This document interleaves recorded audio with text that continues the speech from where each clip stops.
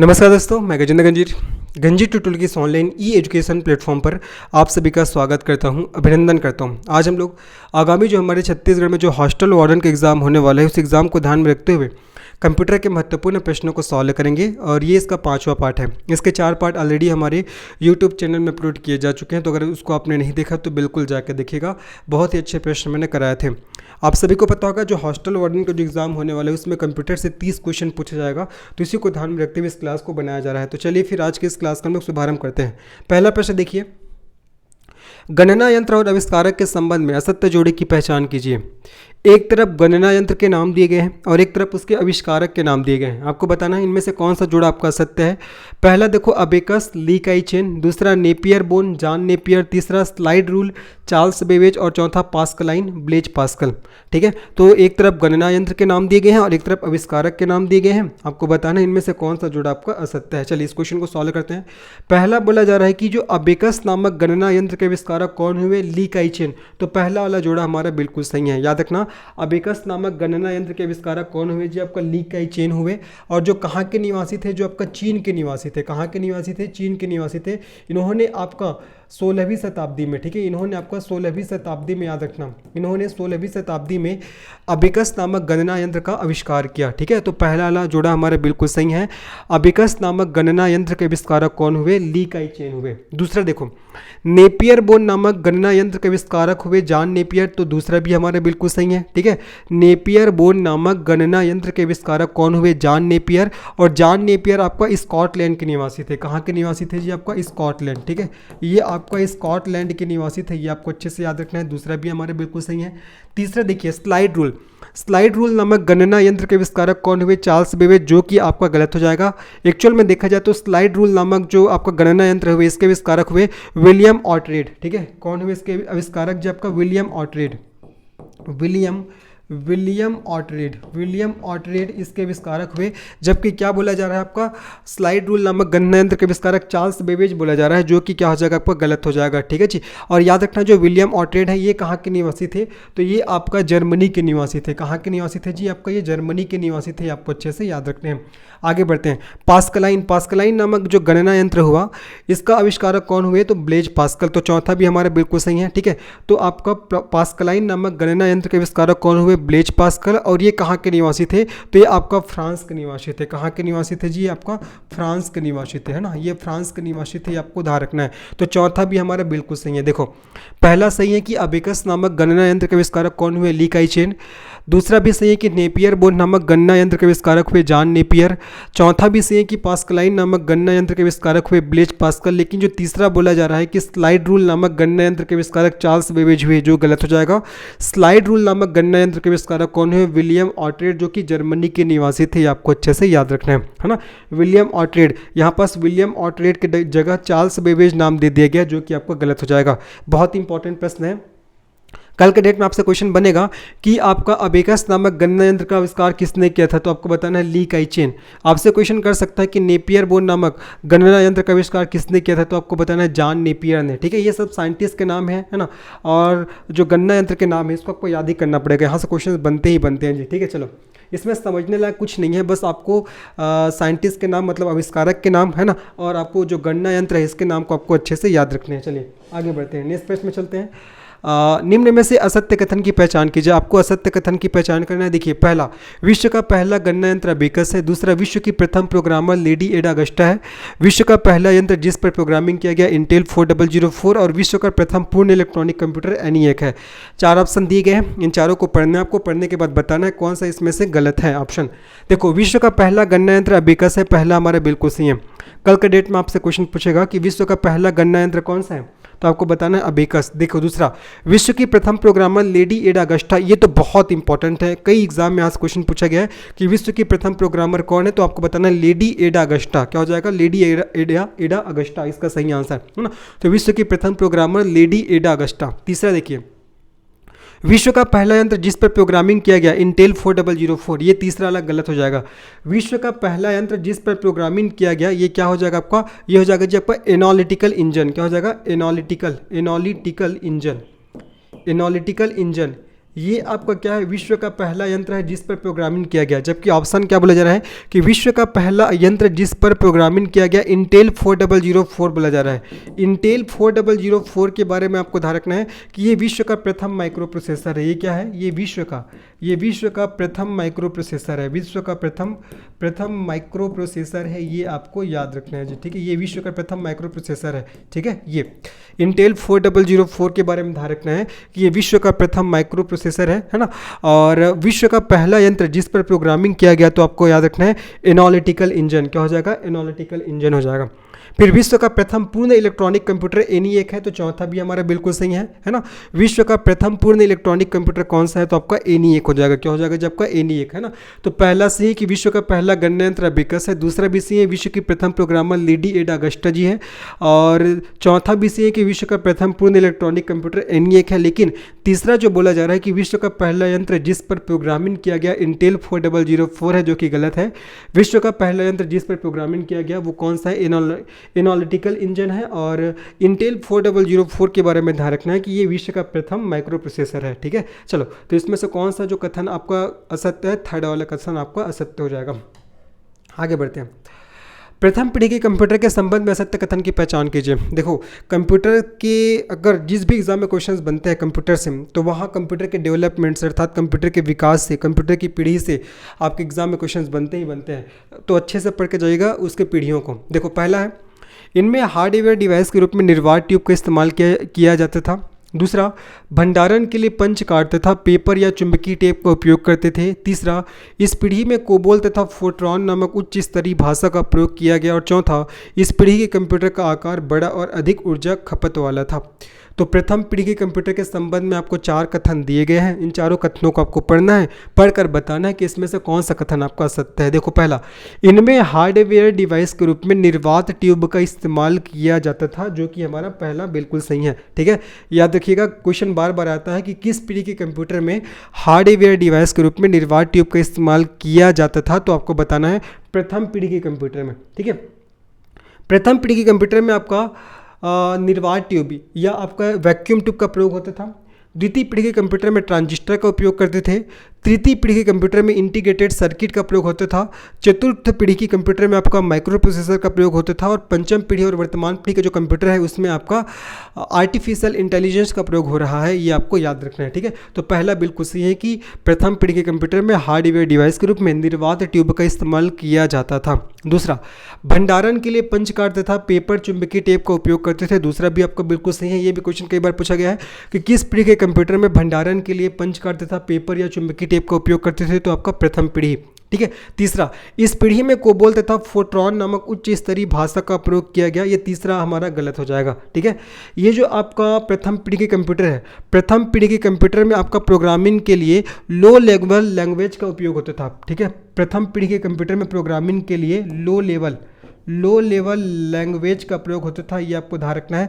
जबकि ऑप्शन क्या बोला जा रहा है कि इस पीढ़ी में कोबोल तथा फोर्ट्रॉन नामक उच्च स्तरीय भाषा का प्रयोग किया जाता था, जो कि आपका गलत हो जाएगा, ठीक है। जो आपका कोबोल और फोर्ट्रॉन है ना, इसका प्रयोग आपका द्वितीय पीढ़ी के कंप्यूटर में होता था। कौन से पीढ़ी के कंप्यूटर में? आपका द्वितीय पीढ़ी के कंप्यूटर में होता था, है ना।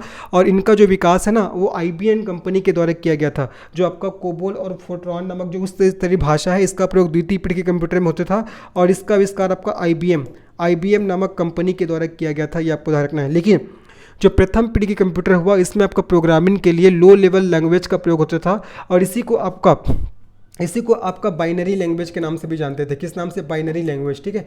इसी को आपका बाइनरी लैंग्वेज के नाम से भी आपको जाना जाता था, ये आपको याद रखना है। तो तीसरा वाला हमारा जो कथन है गलत हो जाएगा। इस पीढ़ी में कोबोल और फोर्ट्रॉन नामक उच्च स्तरीय भाषा का प्रयोग किया गया, जो कि गलत है। एक्चुअल में देखा जाए तो कोबोल और फोर्ट्रॉन नामक उच्च स्तरीय भाषा का प्रयोग द्वितीय पीढ़ी के कंप्यूटर में होता था, और जिसका विकास IBM नामक कंपनी के द्वारा किया गया था। किसके द्वारा? IBM नामक कंपनी के द्वारा किया गया था, ये आपको याद रखना है जी, ठीक है। उसके बाद देखो चौथा, इस पीढ़ी के कंप्यूटर का आकार बड़ा और अधिक ऊर्जा खपत वाला था। तो चौथा हमारा बिल्कुल सही है, ठीक है। जो प्रथम पीढ़ी के कंप्यूटर हुए, उसमें कंप्यूटर का आकार है बहुत बड़ा होता था और अधिक ऊर्जा खपत करने वाला होता था। तो चौथा भी हमारा बिल्कुल सही है। तो प्रथम पीढ़ी के कंप्यूटर के संबंध में आपको असत्य कथन की पहचान करना था। तीसरा कथन असत्य है, क्योंकि तीसरा कथन क्या बोल रहा है कि इस पीढ़ी में कोबोल तथा फोर्ट्रॉन नामक उच्च स्तरीय भाषा का प्रयोग किया गया, जो कि गलत है। प्रथम पीढ़ी के कंप्यूटर में प्रोग्रामिंग के लिए लो लेवल लैंग्वेज का उपयोग होता था, है ना, जिसे बाइनरी लैंग्वेज के नाम से भी जानते थे।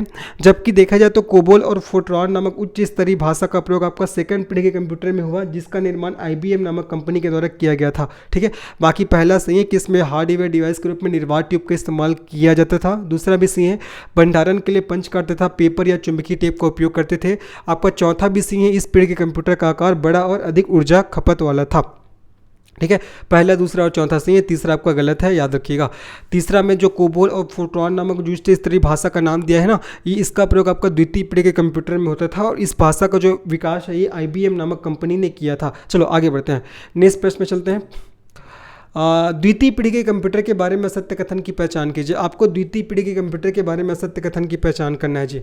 ऑप्शन देखो, इस पीढ़ी में इलेक्ट्रॉनिक डिवाइस के रूप में वैक्यूम ट्यूब के स्थान पर ट्रांजिस्टर का उपयोग किया गया। ये आपका बिल्कुल सही है। ठीक है, जो द्वितीय पीढ़ी के कंप्यूटर में वैक्यूम ट्यूब के स्थान पर ट्रांजिस्टर का उपयोग किया गया, मैंने बताया था ना, जो प्रथम पीढ़ी के कंप्यूटर हुए उसमें वैक्यूम ट्यूब का प्रयोग होता था। द्वितीय पीढ़ी के कंप्यूटर में आपका ट्रांजिस्टर का, तृतीय पीढ़ी के कंप्यूटर में आपका इंटीग्रेटेड सर्किट का, चतुर्थ पीढ़ी के कंप्यूटर में माइक्रो प्रोसेसर और पंचम और जो वर्तमान है और जो आने वाला है उसमें आपका आर्टिफिशियल इंटेलिजेंस का प्रयोग हो रहा है, ये आपको ध्यान रखना है ना। तो देखो, पहला, इस पीढ़ी में इलेक्ट्रॉनिक डिवाइस के रूप में वैक्यूम ट्यूब के स्थान पर ट्रांजिस्टर का उपयोग किया गया, तो पहला हमारा बिल्कुल सही है ना। बात हो रहा है आपका द्वितीय पीढ़ी के कंप्यूटर का, किसका बात हो रहा है जी, आपका द्वितीय पीढ़ी के कंप्यूटर का। अगर मैं द्वितीय पीढ़ी के कंप्यूटर का अगर अवधि बताऊँ तो पीढ़ी की अवधि तो 1956 से 1965। ठीक है, द्वितीय पीढ़ी के कंप्यूटर की अगर अवधि की बात करूँ तो कितना हो जाएगा आपका 1956 से आपका 1965। ये आपको अच्छे से याद रखना है जी। क्या हो जाएगा आपका 1956 से आपका 1965 हो जाएगा। ठीक है, चलो आगे बढ़ते हैं। 1947 में ट्रांजिस्टर का विकास अमेरिका के जॉन बर्डिंग, विलियम शॉकले और वाटन बेटन द्वारा किया गया था। दूसरा भी हमारा बिल्कुल सही है, 1947 में ट्रांजिस्टर का विकास अमेरिका के जॉन बार्डिंग, विलियम शॉकले और वाटन बेटन द्वारा किया गया। ये भी हमारा क्या हो जाएगा जी, आपका बिल्कुल सही हो जाएगा, याद रखिएगा। ठीक है, चलो, तो दूसरा भी हमारा बिल्कुल सही है। तीसरा देखो, बैच ऑपरेटिंग सिस्टम का आरंभ हुआ। तीसरा बोला जा रहा है कब, बैच ऑपरेटिंग सिस्टम का आरंभ हुआ। ये भी हमारा क्या आपका सही है।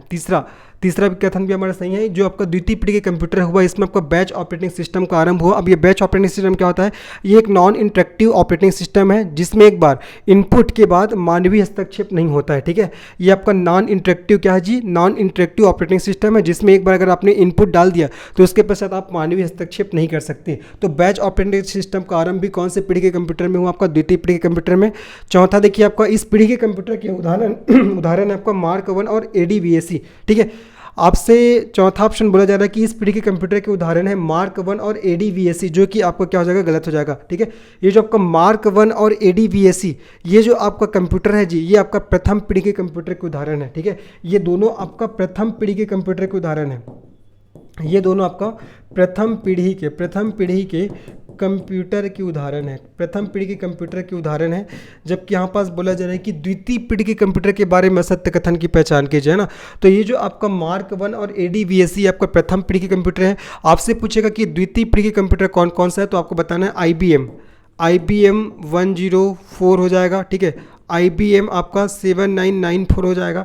ये सब आपका ना क्या है, आपका द्वितीय पीढ़ी के कंप्यूटर के उदाहरण है। जबकि जो मार्क 1 और ADVAC ये आपका प्रथम पीढ़ी के कंप्यूटर के उदाहरण है। चलिए, अगर आपसे पूछेगा प्रथम पीढ़ी के कंप्यूटर के उदाहरण कौन कौन से, तो आपको बताना है प्रथम पीढ़ी के कंप्यूटर में क्या क्या आपको याद रखना है। ENIAC ध्यान रखना है। ठीक है, मार्क 1 ध्यान रखना है, आपका UNIVAC ध्यान रखना है। चलो देखो, ENIAC ध्यान रखना है आपको, है ना, UNIVAC ध्यान रखना है आपको, मार्क 1 आपको ध्यान रखना है। ये सब आपका प्रथम पीढ़ी के कंप्यूटर के उदाहरण है। ठीक है, जबकि चौथा कथन बोल रहा है कि इस पीढ़ी के कंप्यूटर के उदाहरण है मार्क 1 और ADVAC, जो कि आपका क्या हो जाएगा, गलत हो जाएगा। ठीक है, जो ADVAC और जो आपका मार्क 1 है जी, ये सब आपका प्रथम पीढ़ी के कंप्यूटर के उदाहरण है। ठीक है, ADVAC, मार्क 1, ENIAC, UNIAC ये सब आपका प्रथम पीढ़ी के कंप्यूटर के उदाहरण नहीं, आपको ध्यान रखना है। जबकि द्वितीय पीढ़ी के कंप्यूटर के उदाहरण हो जाएगा जबकि IBM आपका 140। ठीक है, IBM 140 ध्यान रखना है। IBM 7094 IBM 7094 ये सब आपका द्वितीय पीढ़ी के कंप्यूटर के उदाहरण है, आपको याद रखना है। चलिए आगे बढ़ते हैं। मतलब इसमें कौन सा आपका कथन गलत है, फोर्थ वाला। इस पीढ़ी के कंप्यूटर के उदाहरण है मार्क 1 और ADVAC, जो कि गलत है। एक्चुअल में देखा जाए तो द्वितीय पीढ़ी के कंप्यूटर के उदाहरण कौन कौन सा है आपका, अभी जस्ट मैंने बताया IBM, एक बार और लिख दे रहा हूँ मैं, देखो IBM 140। ठीक है, और IBM आपका 7094। ठीक है। ये सब आपका द्वितीय पीढ़ी के कंप्यूटर के उदाहरण है, जबकि मार्क 1 ADVC ये तो आपका प्रथम पीढ़ी के कंप्यूटर के उदाहरण है। पहला, दूसरा और तीसरा सही है, और दूसरा भी बहुत इंपॉर्टेंट है। 1947 में ट्रांजिस्टर का विकास अमेरिका के जॉन बार्डिंग, विलियम शॉकले और वार्टन बेटन द्वारा किया गया था। दूसरा भी हमारा बहुत इंपॉर्टेंट है जी। ठीक है, आगे बढ़ते हैं। तृतीय पीढ़ी के कंप्यूटर के संदर्भ में असत्य कथन की पहचान कीजिए। आपको तृतीय पीढ़ी के कंप्यूटर के बारे में असत्य कथन की पहचान करना है। इस पीढ़ी के कंप्यूटर में ट्रांजिस्टर के स्थान पर आईसी चिप का प्रयोग किया जाता था, जो कि कॉपर का बना होता था। देखो, एक चीज़ हमको पता लग रहा है कि तृतीय पीढ़ी के कंप्यूटर में ट्रांजिस्टर के स्थान पर आईसी चिप या इंटीग्रेटेड सर्किट का प्रयोग किया गया, जो कॉपर का बना होता था बोला जा रहा है।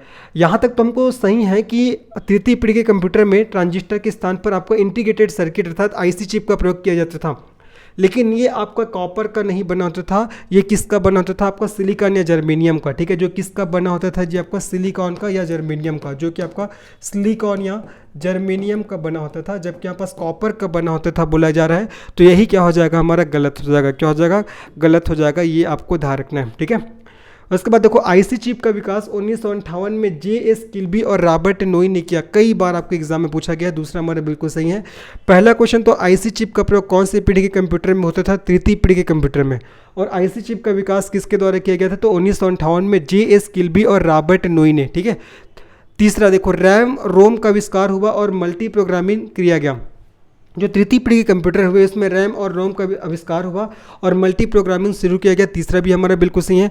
रैम का full form random access memory और रोम का फुल फॉर्म आपका रीड ऑनली मेमोरी हो जाएगा। ठीक है, तो रैम और रोम का आविष्कार तृतीय पीढ़ी के कंप्यूटर में हुआ और मल्टी प्रोग्रामिंग भी शुरू किया गया। चौथा, उच्च स्तरीय भाषा पास्कल और बेसिक का विकास हुआ। चौथा भी हमारा बिल्कुल सही है। ठीक है, चौथा भी हमारा बिल्कुल सही है। उच्च स्तरीय भाषा पास्कल और बेसिक का विकास कौन से पीढ़ी के कंप्यूटर में हुआ? तो तृतीय पीढ़ी के कंप्यूटर में। अगर मैं तृतीय पीढ़ी के कंप्यूटर का अवधि की बात करूँ तो 1965 1965 आपका 1975 ये आपको ध्यान रखना है। ठीक है, ये सब। और अगर मैं कंप्यूटर की बात करूँ तृतीय पीढ़ी के कंप्यूटर का, तो IBM 306 हो जाएगा। ठीक है, आपका NCR 395 ये सब आपका तृतीय पीढ़ी के कंप्यूटर के क्या है जी? आपका उदाहरण है। ठीक है, तो तृतीय पीढ़ी के कंप्यूटर के संदर्भ में असत्य कथन की पहचान करना था। पहला ही कथन असत्य है। इस पीढ़ी के कंप्यूटर में ट्रांजिस्टर के स्थान पर आईसी चिप का प्रयोग किया गया, जो कॉपर का बना होता था। देखो, एक चीज़ तो हमको पता लग गया कि तृतीय पीढ़ी के कंप्यूटर में ट्रांजिस्टर के स्थान पर आपका इंटीग्रेटेड सर्किट या आईसी चिप इसका प्रयोग किया जाता था, जो कि आपका सिलिकॉन और जर्मेनियम का बना होता था, जबकि यहाँ पास कॉपर का बना होता था बोला जा रहा है, जो कि आपका गलत हो जाएगा।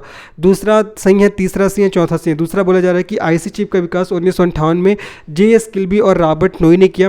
तीसरा, रैम और रोम का आविष्कार हुआ और मल्टी प्रोग्रामिंग किया गया, बिल्कुल सही है। चौथा, उच्च स्तरीय भाषा पास्कल और बेसिक का विकास हुआ, ये भी हमारे बिल्कुल सही है। और तृतीय पीढ़ी के कंप्यूटर के एग्जाम्पल बताऊं तो IBM 360 और NCR 395 ये आपको अच्छे से याद रखना है। ठीक है, और तृतीय पीढ़ी के कंप्यूटर की अवधि की बात करूँ तो 1965 से आपका 1965 से आपको ध्यान रखना है 1900 कितना हो जाएगा जी? आपका 75। 1965 से आपको 1975 ये तृतीय पीढ़ी के कंप्यूटर का आपका अवधि है, याद रखना है। चलो आगे बढ़ते हैं, नेक्स्ट प्रश्न में चलते हैं। हमारा नेक्स्ट प्रश्न क्या देखते हैं? किस पीढ़ी के कंप्यूटर के माइक्रो प्रोसेसर का प्रयोग किया गया? किस पीढ़ी के कंप्यूटर में माइक्रो प्रोसेसर का प्रयोग किया गया? ऑप्शन है प्रथम, द्वितीय, तृतीय और चतुर्थ। देखो, प्रथम पीढ़ी के कंप्यूटर में आपका वैक्यूम ट्यूब का प्रयोग किया गया। वैक्यूम ट्यूब का प्रथम पीढ़ी के कंप्यूटर में वैक्यूम ट्यूब का प्रयोग हुआ। द्वितीय पीढ़ी के कंप्यूटर में ट्रांजिस्टर का प्रयोग किया गया। ठीक है जी। तृतीय पीढ़ी के कंप्यूटर में आपका आईसी सर्किट या इंटीग्रेटेड सर्किट का प्रयोग किया गया। चतुर्थ पीढ़ी के कंप्यूटर में आपका माइक्रो प्रोसेसर का, किसका? माइक्रो प्रोसेसर का प्रयोग किया गया। तो ये आपको याद रखना है। इसका सही आंसर हमारा फोर्थ ऑप्शन हो जाएगा। क्या हो जाएगा? फोर्थ ऑप्शन, है ना। और चतुर्थ पीढ़ी के कंप्यूटर का मैं टेन्योर बताऊँ तो 1975 से आपका 1990 हो जाएगा। क्या हो जाएगा? 1975 से 1990 हो जाएगा। ठीक है, और इसी आपका चतुर्थ पीढ़ी के कंप्यूटर में आपका VSLI अर्थात वेरी लार्ज स्केल इंटीग्रेशन, है ना, वेरी लार्ज इंटीग्रेशन का प्रयोग इसी पीढ़ी के कंप्यूटर में किया गया। माइक्रो प्रोसेसर का प्रयोग भी इसी पीढ़ी के कंप्यूटर में हुआ, ये आपको ध्यान रखना है। ठीक है, और भंडारण के लिए सेमीकंडक्टर मेमोरी डिवाइस का उपयोग इसी पीढ़ी के कंप्यूटर में किया गया है। इन सभी बातों को आपको ध्यान रखना है। तो किस पीढ़ी के कंप्यूटर के में माइक्रो प्रोसेसर का प्रयोग किया गया? तो इसका सही आंसर आपका चतुर्थ पीढ़ी। ध्यान रखना, प्रथम पीढ़ी के कंप्यूटर में वैक्यूम ट्यूब, द्वितीय पीढ़ी के कंप्यूटर में ट्रांजिस्टर, तृतीय पीढ़ी के कंप्यूटर में आपका आईसी सर्किट और चतुर्थ पीढ़ी के कंप्यूटर में माइक्रो प्रोसेसर। और वर्तमान और जो आने वाला है ना, आने वाला जो पीढ़ी है उसमें आपको आर्टिफिशियल इंटेलिजेंस का प्रयोग हो रहा है, ये आपको याद रखना है। ठीक है जी, चलो आगे बढ़ते हैं। माइक्रो प्रोसेसर का विकास किसके द्वारा किया गया? ली काई chain, Blaise Pascal, Charles Babbage या M.E. हॉप? चलो बताना है। माइक्रो प्रोसेसर का विकास किसके द्वारा किया गया? इस क्वेश्चन का सही आंसर क्या हो जाएगा? देखो ली काई चेन के द्वारा तो आपका किसका अबेकस नामक गणना यंत्र का खोज किया गया था, तो ये आपका गलत हो जाएगा, है ना। ली काई चेन के द्वारा अबेकस नामक गणना यंत्र का खोज किया गया था, तो ये आपका गलत हो जाएगा। ब्लेज पास्कल के द्वारा पास्कलाइन नामक गणना यंत्र का खोज किया गया था, ये भी आपका गलत हो जाएगा, ठीक है। अब बचा दो ऑप्शन, चार्ल्स बेबेज और एम.ई. हॉप। तो माइक्रो प्रोसेसर का विकास किसके द्वारा किया गया? इसका सही आंसर हो जाएगा आपका एम.ई. हॉप। किसके द्वारा? एम.ई. हॉप। कई बार आपके एग्जाम में क्वेश्चन पूछा गया, ठीक है। और जो चार्ल्स बेबेज है, इसके द्वारा आपका किसका विकास किया गया था, किसका विस्तार किया गया था? डिफरेंस इंजन का। किसका जी? आपका डिफरेंस इंजन का, चार्ल्स बेबेज के द्वारा, ठीक है। तो ली काई चेन के द्वारा अबेकस नामक गणना यंत्र का, ब्लेज पास्कल के द्वारा पास्कलाइन नामक गणना यंत्र का, चार्ल्स बेबेज के द्वारा आपका डिफरेंस इंजन का, है ना, और एम.ई. हॉप के द्वारा माइक्रो प्रोसेसर का विकास किया गया था। ये आपको याद रखना है। इसका सही आंसर है फोर्थ ऑप्शन हो जाएगा आपका एम.ई. हॉप हो जाएगा। आगे बढ़ते हैं। किस पीढ़ी के कंप्यूटर में मिनी कंप्यूटर का विकास हुआ तथा ऑपरेटिंग सिस्टम के रूप में MS DOS, MS Windows, Apple आदि का विकास हुआ? किस पीढ़ी के कंप्यूटर में मिनी कंप्यूटर का विकास हुआ और ऑपरेटिंग सिस्टम के रूप में MS DOS और MS विंडोज, एप्पल आदि का विकास हुआ? प्रथम, द्वितीय, तृतीय, चतुर्थ है, तो प्रथम तो नहीं आएगा, द्वितीय भी नहीं आएगा, तृतीय भी नहीं आएगा। इसका सही आंसर आपको चतुर्थ पीढ़ी, है ना। और चतुर्थ पीढ़ी के कंप्यूटर का टेन्योर 1975 टू 1990, ये आपको याद रखना है। और इसी पीढ़ी के कंप्यूटर में मिनी कंप्यूटर का विकास हुआ और ऑपरेटिंग सिस्टम के रूप में MS DOS, MS Windows, Apple आदि का विकास हुआ। तो कल का डेट में पूछेगा MS DOS, MS विंडोज और एप्पल ये सब क्या है? तो ये सब ऑपरेटिंग सिस्टम की नाम है, ठीक है। और चतुर्थ पीढ़ी के कंप्यूटर में माइक्रो प्रोसेसर का उपयोग किया गया, ये आपको याद रखना है जी, ठीक है। प्रथम पीढ़ी में आपका वैक्यूम ट्यूब, द्वितीय पीढ़ी में ट्रांजिस्टर, तृतीय पीढ़ी में इंटीग्रेटेड सर्किट, चतुर्थ पीढ़ी में आपका माइक्रो प्रोसेसर, ये आपको अच्छे से याद रखना है। आगे बढ़ते हैं, नेक्स्ट प्रश्न में चलते हैं। आर्टिफिशियल इंटेलिजेंस का उपयोग किस पीढ़ी के कंप्यूटर में किया जा रहा है? प्रथम, द्वितीय, पंचम में, चतुर्थ? इसका सही आंसर आपका पंचम पीढ़ी के कंप्यूटर में, ठीक है। पंचम पीढ़ी के कंप्यूटर, इसका टेन्योर आपका 1990 से वर्तमान, 1990 से वर्तमान ये है ना। और इसी पंचम पीढ़ी के कंप्यूटर में आपका आर्टिफिशियल इंटेलिजेंस का प्रयोग किया जा रहा है, ये आपको याद रखना है। प्रथम पीढ़ी में वैक्यूम ट्यूब, दूसरा में ट्रांजिस्टर, तीसरा में इंटीग्रेटेड सर्किट, चौथा में माइक्रो प्रोसेसर और पंचम पीढ़ी के कंप्यूटर में आपका आर्टिफिशियल इंटेलिजेंस का प्रयोग किया जा रहा है, ये आपको याद रखना है। तो इस क्वेश्चन का सही आंसर हमारा थर्ड ऑप्शन हो जाएगा। चलो आगे बढ़ते हैं। निम्न में से असत्य कथन की पहचान कीजिए। आपको असत्य कथन की पहचान करना है। चार्ल्स बेबेज को कंप्यूटर का जनक कहा जाता है। दूसरा, आधुनिक कंप्यूटर का जनक एलन ट्यूरिंग को कहा जाता है। तीसरा, सिद्धार्थ भारत में निर्मित प्रथम इलेक्ट्रॉनिक कंप्यूटर है। चौथा, विश्व का पहला कंप्यूटर बनाने वाली कंपनी IBM है। जबरदस्त प्रश्न है। असत्य कथन की आपको पहचान करना है। देखो सबसे पहले क्या बोला जा रहा है कि आपका चार्ल्स बेबेज को कंप्यूटर का जनक कहा जाता है, तो पहला हमारा बिल्कुल सही जी है ना, चार्ल्स बेबेज को कंप्यूटर का जनक कहा जाता है। तो कल के डेट में क्वेश्चन पूछेगा किसे कंप्यूटर का जनक बोलते हैं, तो चार्ल्स बेबेज को, पहला बिल्कुल सही है। आधुनिक कंप्यूटर का जनक एलन ट्यूरिंग को कहा जाता है, तो ये भी हमारे बिल्कुल सही है। याद रखना, आधुनिक कंप्यूटर का जनक किससे कहा जाता है, तो एलन ट्यूरिंग को कहा जाता है। तीसरा देखो, सिद्धार्थ भारत में निर्मित प्रथम इलेक्ट्रॉनिक कंप्यूटर है, जो कि आपका गलत हो जाएगा, ठीक है। आपका जो सिद्धार्थ है ना, ये भारत में निर्मित प्रथम पर्सनल कंप्यूटर है। प्रथम क्या है, जब का पर्सनल कंप्यूटर है, प्रथम पर्सनल कंप्यूटर है, आपको ध्यान रखना है। यहाँ पर बोला जा रहा है कि सिद्धार्थ भारत में निर्मित प्रथम इलेक्ट्रॉनिक कंप्यूटर है, जो कि गलत हो जाएगा। एक्चुअल में देखा जाए तो भारत में निर्मित प्रथम इलेक्ट्रॉनिक कंप्यूटर कौन सा है, तो आपका ENIAC हो जाएगा, ठीक है। प्रथम इलेक्ट्रॉनिक कंप्यूटर कौन सा है, तो आपका ENIAC हो जाएगा। क्या हो जाएगा, आपका ENIAC, है ना। याद रखना, सिद्धार्थ के बारे में ध्यान रखना है कि सिद्धार्थ है ये आपका भारत में निर्मित प्रथम पर्सनल कंप्यूटर है, ठीक है। और ENIAC प्रथम इलेक्ट्रॉनिक कंप्यूटर है ना। ENIAC क्या है, आपका प्रथम इलेक्ट्रॉनिक कंप्यूटर है, ये आपको ध्यान रखना है। तो तीसरा वाला जो हमारा कथन है गलत हो जाएगा। चौथा, विश्व का पहला कंप्यूटर बनाने वाली कंपनी IBM है, तो चौथा हमारा बिल्कुल सही हो जाएगा। विश्व का पहला कंप्यूटर बनाने वाली कंपनी कौन सी है, तो आपका IBM है जी, है ना। चौथा हमारा बिल्कुल सही है। पहला, दूसरा और चौथा सही है, तीसरा गलत है। सिद्धार्थ भारत में निर्मित प्रथम पर्सनल कंप्यूटर है, ध्यान रखना है। जबकि प्रथम इलेक्ट्रॉनिक कंप्यूटर कौन सा है, आपका ENIAC है, ये आपको याद रखना है। आगे बढ़ते हैं, नेक्स्ट प्रश्न में चलते हैं। घरों में उपयोग किए जाने वाले आधुनिक कंप्यूटर होते हैं एनालॉग, डिजिटल, क्वांटम या सुपर। बताना कि घरों में उपयोग किए जाने वाले आधुनिक कंप्यूटर कौन से कंप्यूटर होते हैं। इसका सही आंसर क्या हो जाएगा, आपका डिजिटल कंप्यूटर। क्या हो जाएगा, डिजिटल, ठीक है। और इसी डिजिटल कंप्यूटर को आपका पर्सनल कंप्यूटर के नाम से भी जाना जाता है, ठीक है जी। घरों में उपयोग किए जाने वाले आधुनिक कंप्यूटर आपका डिजिटल कंप्यूटर होते हैं और इसी डिजिटल कंप्यूटर को आपका पर्सनल कंप्यूटर, ठीक है, पर्सनल कंप्यूटर के नाम से भी जाना जाता है। और जो आपका जो एनालॉग कंप्यूटर है, एनालॉग कंप्यूटर का प्रयोग उस क्षेत्रों में भी किया जाता है जहां पर समय के साथ परिवर्तित होने वाले इनपुट प्राप्त होते हैं, ठीक है, जहां समय के साथ परिवर्तित होने वाले इनपुट प्राप्त होते हैं ना जी, वहां आपका एनालॉग कंप्यूटर का प्रयोग होता है। देखो क्वांटम और जो सुपर कंप्यूटर है, क्वांटम और सुपर कंप्यूटर है, इसका प्रयोग आपका बहुत ही तीव्र गति के कार्य को करने के लिए किया जाता है, ठीक है, क्वांटम और सुपर कंप्यूटर का प्रयोग बहुत ही तीव्र गति के कार्यों को करने के लिए किया जाता है। तो हमारा क्वेश्चन था कि घरों में उपयोग किए जाने वाले आधुनिक कंप्यूटर कौन से होते हैं, तो इसका सही आंसर आपका डिजिटल कंप्यूटर, जिसको आपका पर्सनल कंप्यूटर के नाम से भी जाना जाता है। आगे बढ़ते हैं, नेक्स्ट प्रश्न क्या देखिए, एक हाइब्रिड कंप्यूटर डिजिटल कंप्यूटर जैसे लगता है, एनालॉग कंप्यूटर जैसे लगता है, डिजिटल और एनालॉग दोनों कंप्यूटर जैसे लगते हैं और उपयुक्त में से कोई नहीं। एक हाइब्रिड कंप्यूटर क्या होता है आपका, एनालॉग और डिजिटल दोनों कंप्यूटर जैसे लगते हैं, ठीक है, इसका सही आंसर हमारा सी ऑप्शन हो जाएगा। जो हाइब्रिड कंप्यूटर होता है ये आपका डिजिटल और एनालॉग दोनों कंप्यूटर जैसे लगते हैं, ठीक है, वह कंप्यूटर जो एनालॉग और डिजिटल कंप्यूटर के संयोजन से बनता है वही क्या कहलाता है, आपका हाइब्रिड कंप्यूटर कहलाता है, ठीक है। ऐसा कंप्यूटर जो आपका एनालॉग और डिजिटल कंप्यूटर के संयोजन से बनता है क्या कहलाता है, आपका हाइब्रिड कंप्यूटर कहलाता है। तो इसका सही आंसर हमारा सी ऑप्शन हो जाएगा। चलिए आगे बढ़ते हैं, निम्नलिखित में से कौन सी भाभा परमाणु अनुसंधान केंद्र द्वारा विकसित सुपर कंप्यूटर परियोजना है, Paramapadam, flow solver, mark, chips और अनुपम। ये भी क्वेश्चन कई बार पूछा गया है। कौन सी भाभा परमाणु अनुसंधान केंद्र द्वारा विकसित सुपर कंप्यूटर परियोजना है, इसका सही आंसर आपका अनुपम हो जाएगा। क्या हो जाएगा आपका, अनुपम, ठीक है।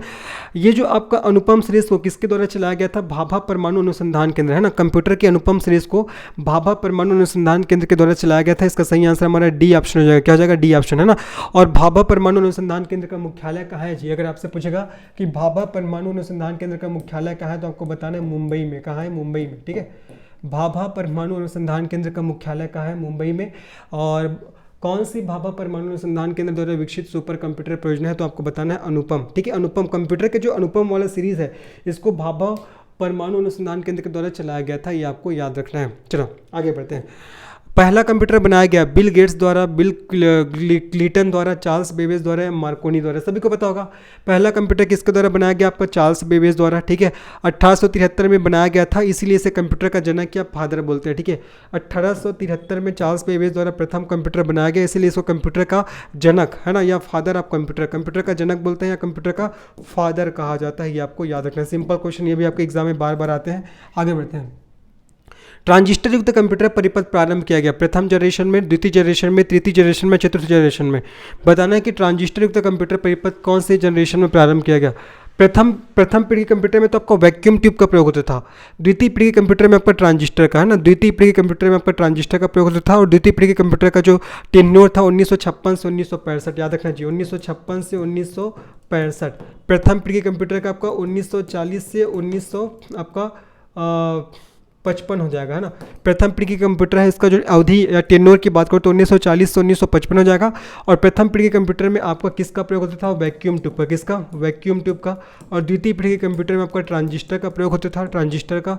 और तृतीय पीढ़ी के कंप्यूटर, इसका जो टेन्योर की अगर मैं बात करूँ तो 1965 से 1975 हो जाएगा, 1965 से 1975। और तृतीय पीढ़ी के कंप्यूटर में आपका आईसी सर्किट या इंटीग्रेटेड सर्किट का प्रयोग होता था, ये आपको ध्यान रखना है, ठीक है। तृतीय पीढ़ी का 1966 है ना, 1966 से 1975 हो जाएगा। चतुर्थ पीढ़ी देखो, चतुर्थ पीढ़ी कंप्यूटर का आपका 1976 से 1900 आपका 89, है ना, 1976 से आपको 1989 के बुक में 1990 भी दिया जाता है। तो चतुर्थ जनरेशन के कंप्यूटर का अवधि की बात करूँ तो 1976 से 1900 आपका 89 बोलते थे जी आपका, हाँ 89 है, सॉरी 79 बोल दिया था, 89 है, 1976 से 1989 हो जाएगा, ठीक है। और चतुर्थ जनरेशन के कंप्यूटर में आपका माइक्रो प्रोसेसर का प्रयोग होता है। किसका, आपका माइक्रो प्रोसेसर का, ठीक है। तो प्रथम जनरेशन अवधि 1940 से 55 वैक्यूम ट्यूब, द्वितीय जनरेशन 1956 से 1965 ट्रांजिस्टर, तृतीय जनरेशन 1966 से 1975 आईसी सर्किट, चतुर्थ जनरेशन 1976 से 1989 या 90। और इसमें आपका किसका, माइक्रो प्रोसेसर का प्रयोग होता था, ठीक है। तो इसमें से क्वेश्चन था कि ट्रांजिस्टर युक्त कंप्यूटर परिपथ कब प्रारंभ किया गया, तो आपका द्वितीय जनरेशन में। कौन से जनरेशन में, द्वितीय जनरेशन, अर्थात द्वितीय पीढ़ी के कंप्यूटर में ट्रांजिस्टर का प्रयोग होता था। आगे बढ़ते हैं। 1642 में किसने सबसे पहला मूलभूत कैलकुलेटर बनाया था? चार्ल्स बेबेज ने, ब्लेज पास्कल ने, जॉन वान ने या लेबानिज ने? आपको बताना है। देखो ऐसा क्वेश्चन जिसमें सीधे साइंटिस्ट के नाम ही आपको याद करने होते हैं। देखो 1642 में किसने सबसे पहला मूलभूत कैलकुलेटर बनाया था? इसका सही आंसर आ जाएगा आपका ब्लेज पास्कल ने। किसने जी? आपका ब्लेज पास्कल। इसका सही आंसर आपका ब्लेज पास्कल। तो सीधा इसको आपको नाम को याद रखना है ना। किसके द्वारा आपका पहला मूलभूत कैलकुलेटर बनाया गया था? तो आपका ब्लेज पास्कल के द्वारा। और कब? आपका 1642 में। ये भी आपको अच्छे से याद रखना है। आगे बढ़ते हैं।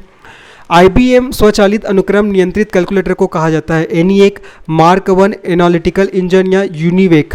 बताना है कि IBM स्वचालित अनुक्रम नियंत्रित कैलकुलेटर को क्या कहा जाता है? इसका सही आंसर हो जाएगा आपका मार्क 1 हो जाएगा। क्या हो जाएगा आपका? मार्क 1। ठीक है, तो IBM स्वचालित अनुक्रम नियंत्रित कैलकुलेटर को मार्क 1 कहा जाता है और इसे IBM के द्वारा बनाया गया था। किसके द्वारा? IBM। ठीक है, IBM के द्वारा बनाया गया था और ये विश्व का पहला पूर्ण स्वचालित विद्युत यांत्रिक गणना यंत्र है। ठीक है, ये विश्व का पहला पूर्ण स्वचालित विद्युत यांत्रिक गणना यंत्र है। पूर्ण स्वचालित विद्युत यांत्रिक गणना यंत्र है। विद्युत यांत्रिक गणना यंत्र है, ये आपको ध्यान रखना है। तो IBM स्वचालित अनुक्रम नियंत्रित कैलकुलेटर को क्या कहा जाता है? आपका मार्क 1। ये आपको अच्छे से याद रखना है। चलो आगे बढ़ते हैं। निम्नलिखित में से कौन सा भारत का पहला सुपर कंप्यूटर है?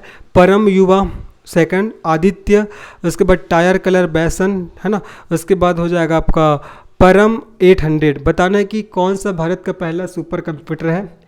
इस क्वेश्चन का सही आंसर हो जाएगा आपका परम 800। क्या हो जाएगा इसका सही आंसर? जी आपका परम 800 हो जाएगा। क्या हो जाएगा आपका? परम 800। ठीक है, इसका सही आंसर आपका परम 800 हो जाएगा। चलो आगे बढ़ते हैं, नेक्स्ट प्रश्न में चलते हैं। नेक्स्ट प्रश्न क्या है देखते हैं। सुपर कंप्यूटर की गति को किससे मापते हैं? फ्लॉप्स, ग्लॉप्स, बाइट या बिट्स? बताना है कि सुपर कंप्यूटर की गति को किसके द्वारा मापा जाता है। इस क्वेश्चन का सही आंसर हो जाएगा जी आपका फ्लॉप्स। ठीक है, और फ्लॉप्स का फुल फॉर्म क्या होता है मैं बता रहा हूँ। फुल फॉर्म होता है फ्लोटिंग पॉइंट ऑपरेशन प्रति सेकंड। लिख दे रहा हूँ, फ्लोटिंग पॉइंट ऑपरेशन पर सेकंड। फ्लोटिंग पॉइंट ऑपरेशन पर सेकंड, इसका क्या होता है? आपको फुल फॉर्म होता है। तो सुपर कंप्यूटर की गति को फ्लॉप्स से मापा जाता है। ठीक है, और याद रखना है मेमोरी की सबसे छोटी इकाई को बीट कहते हैं। ठीक है, मेमोरी की याद रखना जी, मेमोरी की सबसे छोटी इकाई को क्या कहा जाता है? आपका बीट कहा जाता है। ये आपको ध्यान रखना है। ठीक है, जो आपका किसके बराबर होता है? 0 और 1 के बराबर होता है। और 4 बिट को मिलाने पर हमको 1 बाइट प्राप्त होता है। ठीक है, अगर हम लोग 4 बिट को मिलाएंगे तो हमको 1 बाइट प्राप्त होता है। कितना बाइट? 1 बाइट प्राप्त होता है। ये भी आपको याद रखना है। तो सुपर कंप्यूटर की गति को किससे मापते हैं? फ्लॉप्स से, जिसका फुल फॉर्म होता है फ्लोटिंग पॉइंट ऑपरेशन पर सेकंड। फुल फॉर्म क्या होता है? फ्लोटिंग पॉइंट ऑपरेशन पर सेकंड। ठीक है, इसका सही आंसर हमारा ए ऑप्शन हो जाएगा। तो चलिए फिर आज का ये अंतिम प्रश्न था। आगे अभी इसका नेक्स्ट पार्ट आएगा, तो उसमें हम लोग क्वेश्चन को सॉल्व करेंगे। अगर आपको ये वीडियो पसंद आया तो निश्चित ही इस वीडियो को लाइक करिए, इस चैनल को सब्सक्राइब करिए और इसे अपने दोस्तों को शेयर करिए। मिलते हैं इसके नेक्स्ट पार्ट में, तब तक के लिए धन्यवाद, बाय।